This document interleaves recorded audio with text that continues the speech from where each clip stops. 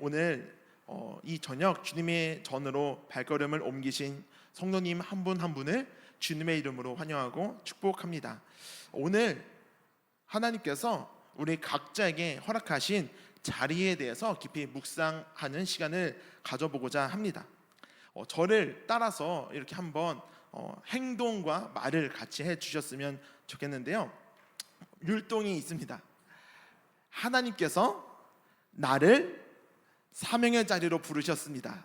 한번 해볼까요? 시작. 하나님께서 나를 사명의 자리로 부르셨습니다. 한 번 더 해볼까요? 시작. 하나님께서 나를 사명의 자리로 부르셨습니다. 몸을 움직일 때 마음도 같이 열리더라고요. 오늘 이 하나님께서 나를 사명의 자리로 부르시고 또 우리 각자에게 맡기신 그 자리들이 있으실 텐데, 그 자리를 어떻게 부르셨고 어떻게 그 자리를 감당해야 하는지 오늘 느헤미야의 말씀을 통해서 한번 나눠보고자 합니다. 우리가 2026년이라는 새로운 시작을 또 새로운 시간을 맞이하면서 저마다 하나님께서 허락해 주신 새로운 자리, 또 전부터 이어오던 하나님께서 맡겨주신 자리들이 있었을 것입니다.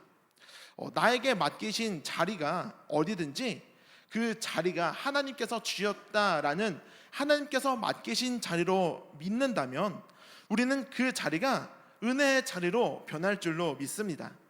어떤 자리는 무거운 자리도 있습니다. 또 어떤 자리는 쉬운 자리도 있겠죠. 어떤 자리는 내가 감당하지 못할 그런 무거운 자리가 있을 수도 있습니다. 그런데 분명한 것은 그 자리를 하나님께서 나에게 맡기신 사명의 자리라는 것입니다. 이게 믿어지십니까? 어려운 질문이죠. 하나님이 나에게 맡겨주신 사명의 자리로 믿어지는 은혜가 오늘 이 말씀을 통해서 내 마음 가운데 생겨나기를 주님의 이름으로 축복합니다. 하나님이 다른 사람이 아니라 나여야만 하는 이유가 있으실 거예요. 나여야만 이 자리를 나에게 맡기시는 그 이유가 있을 거라고 생각을 합니다. 오늘 말씀의 주인공 느헤미야도 그랬습니다. 하나님께서 느헤미야에게 맡겨주신 자리가 있었습니다. 사람들은 느헤미야의 실력으로 왕에게 술 맡은 관원, 그 높은 자리, 따지면 비서실장처럼 왕 바로 옆에 있는 높은 자리거든요. 느헤미야의 실력으로 거기까지 올라갔다라고 이야기를 했지만 느헤미야 자신은 그렇게 생각하지 않았습니다. 내 실력이 아니라 하나님이 이 자리에 세워주셨다. 그러니까 하나님이 나를 통해서 하실 일이 있다고 믿었습니다. 그리고 그때를 기다렸던 거예요. 분명 하나님이 나를 이 자리 가운데 세워주신 이유가 있을 텐데, 분명히 하나님께서 이 자리를 나에게 맡겨주신, 나여야만 하는 그 이유가 있을 텐데 하면서 하나님의 때를 기다렸을 것입니다.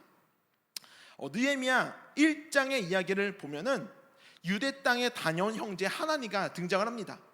그리고 느헤미야에게 다녀온 그 유대 땅의 이야기를 해주는 말씀을 볼 수 있는데, 1장 3절의 말씀을 보면은 한번 같이 읽어볼까요? 시작. 그들이 내게 이르되 사로잡힘을 면하고 남아있는 자들이 그 지방 거기에서 큰 환난을 당하고 능욕을 받으며 예루살렘 성은 허물어지고 성문들은 불탔다 하는지라. 지금 내 고향 땅 예루살렘의 성전과 성벽, 그 모든 것들이 다 무너지고 불탔다 하는 소리를 전해 듣습니다. 이 소식을 듣자마자 느헤미야는 털썩 주저앉으며 수일 동안 슬퍼하고 하늘의 하나님께 금식하며 기도하는 장면으로 느헤미야 1장은 시작하고 있습니다. 저도 2026년 그리고 작년에 이어서 바쁜 시간들을 많이 보내고 있는 것 같습니다. 작년에 어떻게 지냈지 하면은 정말 이제 부임하고 1년 동안 막 적응하고 또 일을 배우면서 정신없이 바쁜 시간들을 보냈던 것 같은데, 제 사역 환경에 큰 변화가 생기면서 제가 감당해야 할 몫이 작년에 비해 크게 늘어났습니다. 작년에 전임 사역자가 둘이 있어서 같이 나눠서 했던 업무들도 많이 있었는데, 그래도 작년에 바빴거든요. 둘이 있었는데도 바빴습니다. 그런데 이제는 그 일들을 혼자 해야 한다는 생각을 하니까 저한테는 거대한 태산처럼 느껴졌습니다. 그래도 이 저의 상황을 잘 아시고 주변에서 많이 걱정을 해주시는 분들이 계시더라고요. 저를 만날 때마다 많이 힘드시죠, 바쁘시죠, 어려우시죠, 이렇게 걱정들을 많이 해주시는데 사실 걱정보다 도와주시면 좋겠습니다. 걱정해서 끝나지 마시고 오셔서 같이 도와주시면 더 좋을 것 같아요. 이거 그냥 우스갯소리고요. 제가 이렇게 힘든 저의 어려운 시간들을 말씀을 드리는 거는 제가 힘들다는 걸 알아달라는 말이 아니라 이제 이거를 극복하고 이겨냈기 때문에 이렇게 그냥 저의 이야기들을 잠깐 나누게 되는 것입니다. 저는 작년 말부터 큰 고민과 두려움 속에 사로잡혀 있었습니다. 그게 뭐냐면 이제 전도사님의 사임이 결정되고 후임자가 정해지지 않아서 이게 점점 다가오니까 주님, 제가 과연 할 수 있을까요? 이런 두려운 마음이 제 안에 많이 있었습니다. 하나님께서 제 한계가 어디까지인지 테스트하는 것만 같았습니다. 오늘 본문 말씀을 통해 하나님께서 나에게 맡기신 자리를 어떻게 감당해야 할지 여기에서 저는 은혜를 받았습니다. 하나님이 맡기신 자리는 어떻게 감당해야 될까요? 부담을 갖지 마시고 제 이야기니까 하나님께서 주시는 그 은혜의 말씀으로 받아주시면 좋겠습니다. 첫 번째, 하나님의 때를 기다리며 기도해야 됩니다. 하나님의 때가 있다는 거예요. 2장 1절 말씀을 다시 한번 보면은 아닥사스다 왕 제20년 니사노레라고 하면서 정확한 때를 기록하고 있습니다. 성경에서 특정한 달이나 특정한 날을 기록하는 것은 그 의미가 있는 거예요. 그러면 1장으로 넘어가서 1장 1절에도 그 특정한 날짜를 기록하는 말씀이 나오는데 아닥사스다 왕 제20년 기슬르월에라고 기록하고 있습니다. 그럼 1장 1절에 기록되어 있는 기슬르월과 2장 1절에 기록되어 있는 니산월과의 차이가 발생을 하겠죠. 찾아보니까 기슬레월은 11월에서 12월쯤이고 니산월은 3월에서 4월쯤이라고 합니다. 그럼 이 간격이 몇 개월이 있습니까? 4개월이나 이 간격이 되는 거예요. 느헤미야는 120이라는 긴 시간 동안 무엇을 했습니까? 1장 1절에서 이 유대 땅 예루살렘이 모두 다 무너졌다는 소식을 듣고 나서 왕 앞에 나아가기까지 4개월이라는 그 빈 시간이 존재를 하는 거예요. 이 시간 동안 무엇을 했습니까?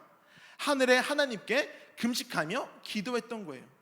계속 기도했던 거예요. 120일 동안 쭉 금식하며 기도하진 않았겠지만 그렇게 기도하며 하나님이 일하실 때를 기다리면서 하나님 앞에 나아갔던 것입니다. 당시 느헤미야의 직책인 술 맡은 관원은 왕의 생명과 직결되는 일이었기 때문에 완전히 왕 바로 옆에서 왕의 신임을 받고 있었던 사람이었습니다. 그러니까 우리 고향 예루살렘이 무너졌으니까 도와달라고 하는 그 요청은 얼마든지 할 수 있었어요. 술 한잔 따라 드리면서 왕이시여 제 이야기를 한번 들어보시겠습니까 하면서 나를 도와달라는 얘기는 얼마든지 할 수 있었는데 내가 할 수 있는 그 능력을 의지하지 않고 잠시 멈춰서 4개월 동안 하나님께 간절히 기도하는 시간, 하나님의 때를, 하나님의 일하심을 기다리는 시간을 가졌다라는 겁니다. 왜 그렇습니까? 왜 내가 직접 할 수 있는데도 내가 하지 않고 기도하면서 하나님의 때를 기다렸을까요? 그 자리가 내 힘으로 올라간 자리가 아니라 하나님께서 나에게 맡겨주신 자리라고 믿었기 때문입니다. 그러니까 내 힘으로 올라가서 내 일을 할 거면 내가 할 텐데 하나님이 맡겨주신 자리, 하나님이 세워주신 자리니까 하나님의 때를 기다렸던 것입니다. 하나님의 일은 쉬우나 어려우나 하나님이 하시는 겁니다. 내가 할 수 있어도 하나님께 구해야 되는 거고 내가 할 수 없으면 물론 당연히 하나님께 구해야 하는 게 하나님이 맡겨주신 자리라고 믿습니다. 제가 사역을 처음 시작했을 때 23살 처음 전도사를 시작했을 때 찬양 인도를 했거든요. 이전에 찬양 인도는 해왔지만 전도사로서 찬양 인도를 처음 시작했는데 참 제 안에 큰 고민이 있었습니다. 열심히 준비하고 많이 준비해가지고 완벽하게 찬양 인도를 하고 와 오늘 잘했다라고 생각할 만큼 열심히 준비했는데도 은혜가 없는 거예요. 근데 어느 날은 막 바쁜 시간 막 쫓겨가면서 어떡하지 막 여기저기 준비해서 오늘 이렇게 대충 해도 되나 싶을 정도로 그렇게 강단에 섰다가 찬양 인도하고 내려왔는데 그날따라 그 어느 때보다 풍성한 하나님의 은혜가 그 자리에 임했던 것을 수없이 반복하면서 하나님은 경험케 해주셨습니다. 저는 그 시간들을 통해서 무엇을 깨달았냐면 하나님의 일은 하나님이 하시는구나. 내가 내 힘과 내 능력으로 내 실력으로 하려고 하는 게 아니라 내가 열심히 준비했다고 성공하는 예배가 아니라 내가 대충 준비했다고 망하는 예배가 아니라 그래도 나에게 주어진 최선 다해야겠지만 하나님의 일은 하나님의 때에 하나님이 하신다는 것을 그때 여러 번 수없이 많이 경험을 하게 됐습니다. 느헤미야가 4개월이라는 긴 시간 동안 눈물로 금식하며 버틸 수 있었던 것은 기도하며 하나님께 나아갔던 것은 그 자리가 하나님이 맡겨주셨던 자리라고 믿었기 때문입니다. 내 실력을 의지하지 않고 하나님이 일하시는 그때를 기다렸던 거죠. 그런데 느헤미야가 이렇게 하나님의 때를 기다릴 수 있었던 영적인 힘이 누구에게서 왔을까요? 누군가에게 영향을 받았습니다. 느헤미야가 아주 강하게 핵심적으로 영향을 받은 사람이 있습니다. 그 사람은 바로 에스더입니다. 에스더의 그 남편이 되었던 왕이 아하수에로 왕이고 아하수에로 왕의 아들이 아닥사스다 왕, 지금 느헤미야가 술 맡은 관원으로 모시고 있는 왕이 아닥사스다 왕이거든요. 그러니까 에스더의 그 하나님이 일하신 그 스토리를 느헤미야는 아마 같은 시대의 동시대에 이 아닥사스다 왕과 아하수에로 왕의 그 차이가 30년의 차이가 나거든요. 그러니까 동시대에 활동했던 인물로 우리가 볼 수 있습니다. 하만의 계략으로 온 유대인이 모두 죽을 위기에 처했을 때 에스더는 왕비의 자리에서 고민을 합니다. 내가 여기서 조용히 있어야 되나? 난 왕비니까 나는 그래도 어떻게 저렇게 살 수 있는데 고민을 하다가 사촌 오빠였던 모르드게가 에스더에게 찾아옵니다. 그리고 핵심적으로 이렇게 이야기를 하죠. 하나님이 너를 왕비의 자리에 세우신 게 이때를 위함이 아니겠느냐? 잘 생각해. 하나님이 너를 왕비 자리에 세우신 게 이 일을 위해서 하나님의 때를 위해서 준비시킨 거야 라고 이야기를 합니다. 물론 그 즉시 에스더는 왕에게 나아가지 않고 모르드게에게 이렇게 요청을 합니다.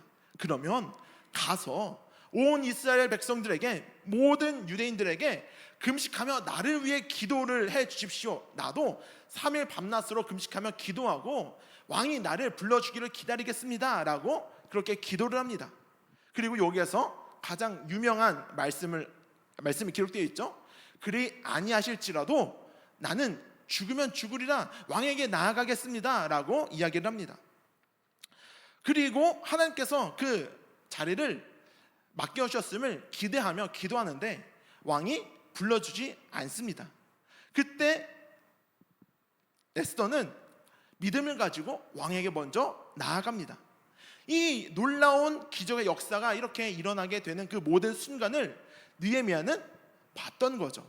우리 민족이 다 몰살당할 위험에 처했을 때 하나님이 에스더를 통해서 어떻게 역사하셨는지, 우리가 기도하면서 하나님의 때를 기다리고 믿음을 가지고 순종하며 나아갔을 때 하나님이 맡겨오신 그 자리에서 에스더를 통해 어떻게 일하셨는지를 두 눈으로 똑똑히 봤던 느헤미야였습니다. 그러니까 느헤미야도 그 신앙을 보고 배웠던 거죠. 에스더의 기도를 보고 자란 느헤미야도 기도의 사람이 됐습니다. 우리의 기도를 보고 자란 우리 평택교회 다음 세대들도 기도의 다음 세대들로 세워질 수 있기를 주님의 이름으로 축복합니다. 그 우리의 부모님이 어떻게 기도로 승리하셨는지 보고 배우는 거거든요. 가르치는 것이 아니라 옆에서 보는 거예요. 느헤미야가 에스더를 보고 배운 것처럼 하나님의 일을 어떻게 하는 건지, 하나님이 맡겨주신 그 자리를 어떻게 감당하는 건지 보고 배웠던 것처럼 우리 다음 세대들도 부모의 또 할아버지, 할머니의 그 신앙을 보고 배우게 될 줄로 믿습니다. 그래서 느헤미야도 기도했습니다. 하나님이 일하실 것을 확신했습니다. 그리고 4개월 동안 기도했습니다. 분명히 하나님이 왕의 마음을 움직이게 해 주실 거야. 그런데 에스더의 상황을 봤죠. 그리 아니하실지라도 나는 왕에게 나아가겠다. 이러한 마음이 느헤미야에게 있었던 것 같습니다. 그래서 느헤미야가 4개월 동안 기도를 했는데 아마 하나님이 왕의 마음을 움직여서 이렇게 말하기를 기대했던 것 같습니다. 느헤미야, 요즘에 예루살렘에 무슨 좀 힘든 문제가 있다고 하는데 내가 도와줄까? 먼저 이렇게 좀 물어보기를 기대했던 것 같은데 4개월 동안 기도했는데 그렇게 응답되지 않았죠. 하나님이 맡기신 자리는 믿음으로 결단하는 순종의 자리입니다. 이후에 느헤미야는 이런 생각을 했습니다. 하나님이 내가 먼저 순종의 발걸음을 내딛기를 원하시는구나, 그렇게 생각을 하고 에스더처럼 왕에게 나아가서 자신의 얼굴에 수심을 숨기지 않기로 결단을 합니다. 이것은 단순히 우울해서 나온 표정이 아니라 주님, 이제 제가 죽을 각오로 제 마음을 왕에게 보이겠습니다. 나머지는 주님이 책임져 주세요 라고 하는 믿음의 결단이 담긴 그 순종의 표정이었습니다.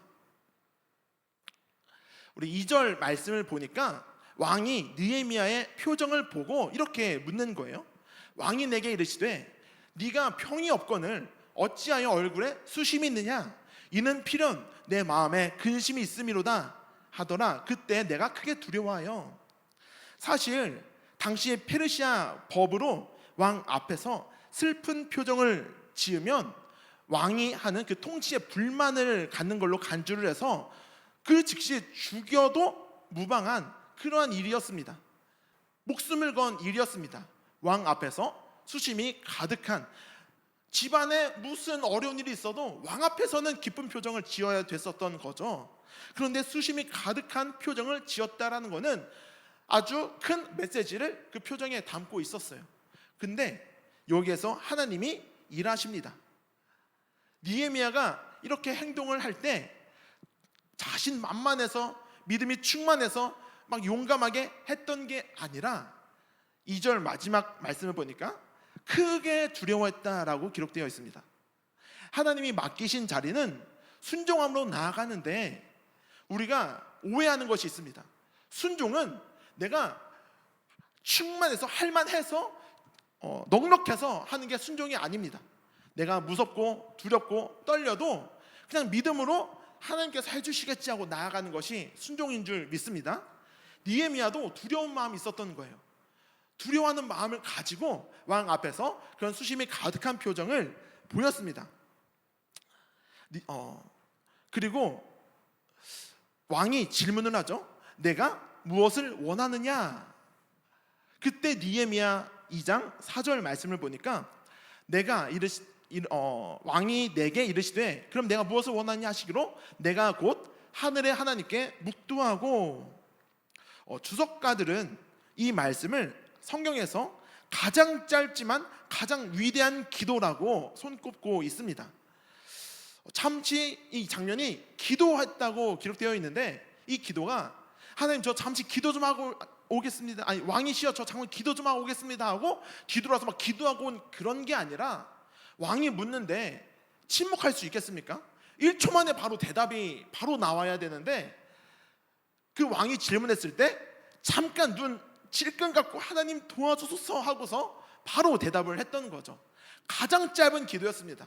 그런데 내 힘과 내 능력으로 했던 그 일이 아니라 하나님을 의지했기 때문에 내가 지금 하는 그 말 한마디까지도 하나님의 도우심을 구하는 그런 믿음의 순종의 자리였던 것입니다. 하나님께서 맡기신 자리가 어렵고 힘들고 두렵고 도망가고 싶은 마음이 들 수도 있습니다. 저도 수없이 그런 마음을 가졌고 어떤 사역자를 붙들고 어떤 목회자를 붙들고 물어봐도 그러한 마음을 누구나 다 갖고 있더라고요. 도망가고 싶고 힘들고 어려운 일이 누구에게나 있습니다. 그러나 하나님은 도망가거나 피하는 것이 정답이 아니라 우리가 하나님 앞에 기도하면서 그 믿음의 발걸음을 나아가기를 원하시는 것입니다. 사랑하는 성도 여러분, 갑작스러운 인생의 파도를 만날 때 누군가의 이름을 불러야 됩니다. 그때 나를 도와줄 그 누군가, 무엇을 부르시겠습니까? 진짜 일촉즉발의 상황에서 느헤미야처럼 눈 질끔 감고 주님 도와주소서라고 그 잠깐 찰나의 순간 기도했을 텐데, 우리가 인생의 그 파도를 만났을 때 어떻게 누구를 부르시겠습니까? 주님의 이름을 불러야 될 줄로 믿습니다. 주님을 부르는 그 기도가 습관이 돼야 하는 거예요. 길을 가다가 돌불에 걸렸어도 아이고 주여 라고 하는 이 기도의 습관, 누군가가 괴롭힐 때 주여, 어떤 일이 나에게 닥쳤을 때 주여, 우리의 기도의 습관이 이 습관이 돼야 어떤 어려움이 찾아와도 그 찰나의 순간에 기도가 나오는 거예요. 느헤미야가 계산해서 저때 저렇게 하면 내가 기도해야지 라고 한 게 아니라 그냥 몸에 배어있는 그 기도의 습관이 이 찰나의 순간에 나왔던 것입니다.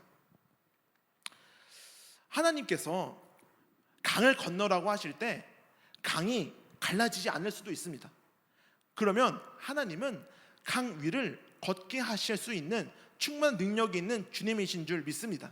그러니 우리가 해야 되는 건 무엇입니까? 기도하면서 순종의 발걸음을 내딛는 것입니다. 그리고 마지막으로 하나님이 맡기신 자리는 하나님이 승리의 자리인 줄 믿습니다. 하나님이 이미 승리하신 자리입니다. 우리에게 맡겨주신 그 자리가 너무 무겁습니까? 못할 것 같습니까? 힘든 자리인 것 같습니까? 아닙니다. 그 자리는 이미 하나님께서 승리하신 자리인 것입니다. 느헤미야는 하나님의 때를 기다리면서 철저하게 준비했습니다. 7절에서 9절 말씀을 보면 따로 준비할 시간을 가진 다음 왕을 찾아온 게 아니라 하나님이 언제 일하실지 모르니 미리 준비했던 모습들을 볼 수 있습니다.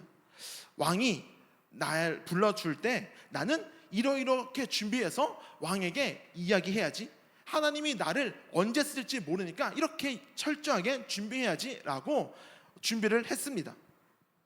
그리고 파송기간, 필요한 조서, 그 조서의 제목까지 상세히 요구를 합니다.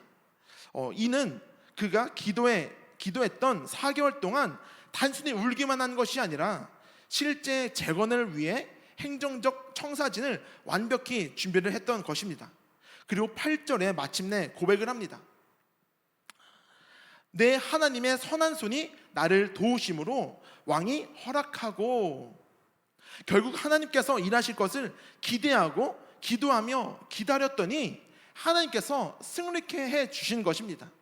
힘들고 어려운 순간이 우리 앞에 닥쳤을 때 피하거나 도망하기보다 이 순간은 하나님이 이미 승리하신 일이야 라고 믿음으로 나아갈 수 있기를 주님의 이름으로 축복합니다. 저는 2026년을 시작하면서 그런 마음의 결단을 내렸습니다.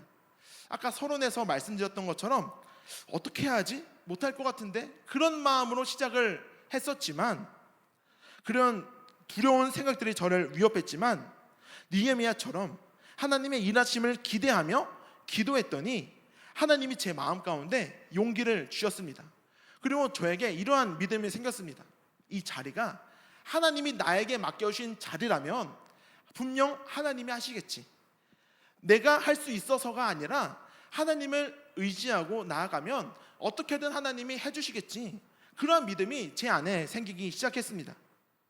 못하겠다, 힘들다, 안 된다 하기보다 힘들고 어려우니 하나님께서 도와줘야 합니다 라고 기도해야 되는 거죠. 저를 따라서 믿음을 가지고 함께 이렇게 선포해 주시면 감사드리겠습니다. 하나님 도와주세요. 하나님 도와주세요.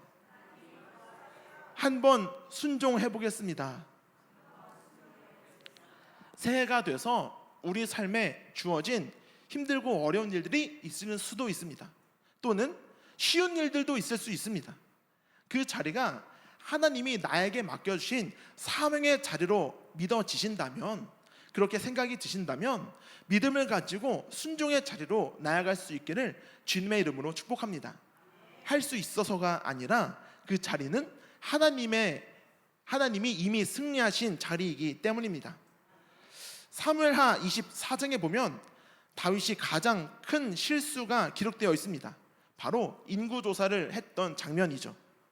하나님이 맡겨주신 자리에 매 순간 하나님을 의지하며 기도했던 다윗이었는데, 그래서 다윗에게 부어주신 축복이 엄청나게 많이 있었는데, 다윗이 이제 하나님의 주신 축복으로 나라도 왕성해지고 더 이상 우리나라를 공격할 주변 국가들이 없고 편안해지자 인구조사를 하기 시작합니다.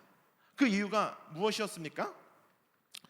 우리가 이만큼 강하다고, 우리 군사력이 이 정도로 세니까 이 주변 국가들이 우리를 공격하지 못한다는 자신의 힘을 한번 보고 싶었던 것이죠. 하나님은 이를 싫어하셨습니다.